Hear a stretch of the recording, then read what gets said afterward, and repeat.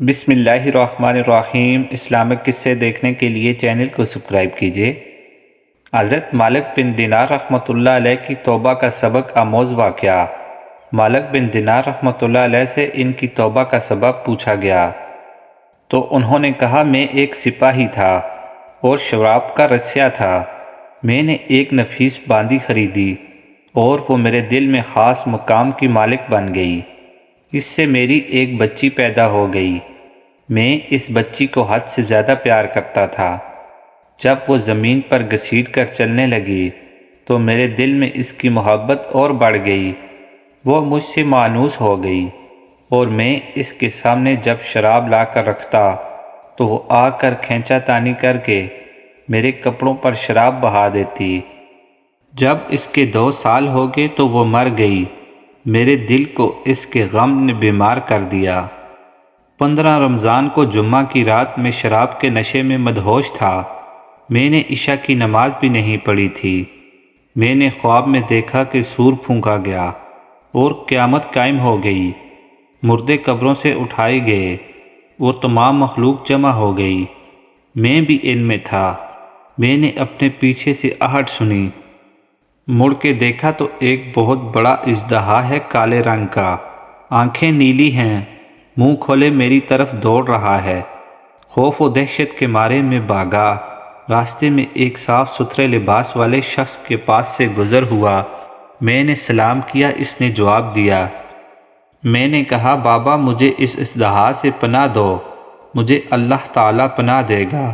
وہ بوڑھا رونے لگا اور کہا، میں کمزور اور ضعیف ہوں اور یہ اژدہا زبردست ہے، میرے بس میں نہیں، آگے چلو اور بھاگو، شاید اللہ تیری نجات کی کوئی صورت بنا دے۔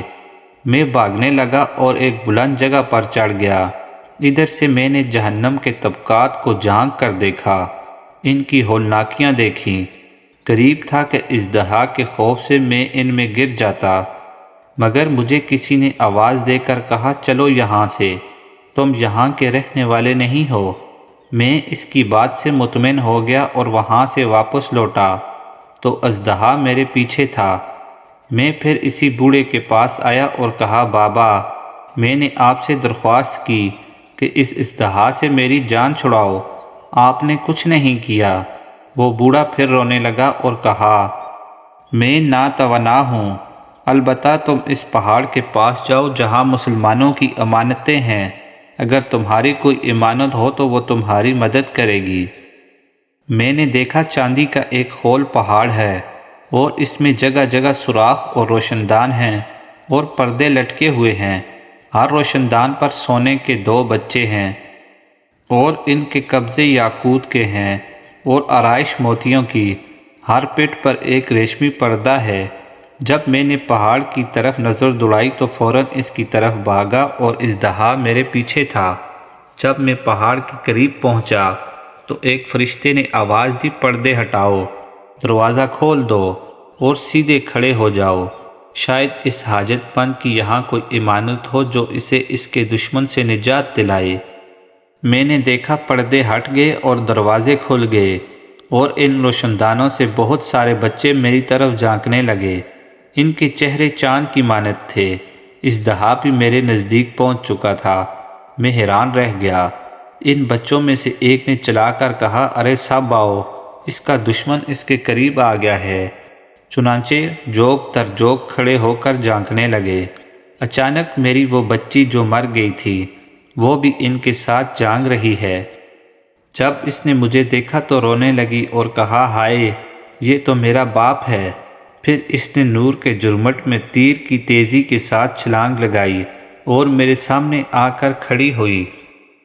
اس نے اپنا بایاں ہاتھ میری طرف بڑھا کر میرا دایاں ہاتھ پکڑ لیا اور اپنے دائیں ہاتھ کو اژدہا کی طرف بڑھا دیا۔ وہ بھاگ گیا۔ پھر اس نے مجھے بٹھایا اور میری گود میں بیٹھ گئی اور اپنے دائیں ہاتھ سے میری داڑھی پکڑ کر کہا، اے ابا جان، کیا مومنوں کے لیے وہ وقت نہیں آیا کہ ان کے دل اللہ کے ذکر کے لیے جھک جائیں؟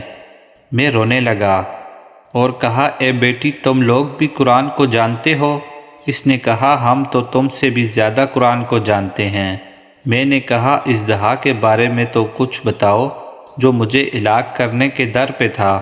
اس نے کہا وہ تیرا برا عمل ہے جس کو تو نے طاقتور بنایا ہے، اور وہ تجھے جہنم کی آگ میں ڈبونا چاہتا ہے۔ میں نے کہا اس بوڑھے کے بارے میں بتاؤ جو راستے میں ملا۔ اس نے کہا وہ تیرا نیک عمل ہے جو تو نے اتنا کمزور کر دیا کہ اب وہ برے عمل کا مقابلہ نہیں کر سکتا۔